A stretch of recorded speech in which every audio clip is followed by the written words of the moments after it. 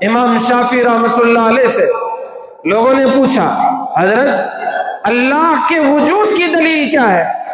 تو حضرت نے جواب دیا ایک شہتوت کے پتے کو ذرا غور سے دیکھو، اور اس کو کھاتے کون ہے؟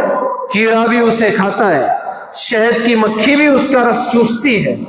گائے بکرے یہ بھی اس کا استعمال کرتے ہیں، ہرن بھی اسے کھاتا ہے،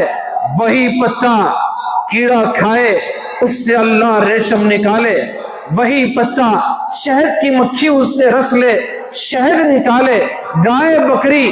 دودھ اور مینگنی اسے دے اور وہی ہرن کھائے تو اس سے مشک آئے۔ کون ہے ایک ہی جگہ پیدا ہونے والا، ایک ہی پودے سے نکلنے والا پتا، رنگ ایک ہے، مزہ ایک ہے، سارے اس کی خوبیاں صفات ایک ہیں، وہی ہرن میں جائے مشک بن جائے، وہی گائے میں جائے بکری میں جائے دودھ، اور اسی طرح مینگنی بن جائے، اور یہی وہ ایک شہد کی مکھی میں جائے شہد بن جائے، اور وہی کیڑے میں جائے ریشم بن جائے۔ یہ کوئی تو ہے ان کو ہر جگہ الگ الگ بنانے والا، وہی ذات ہے جس نے پوری کائنات کو پیدا کیا ہے۔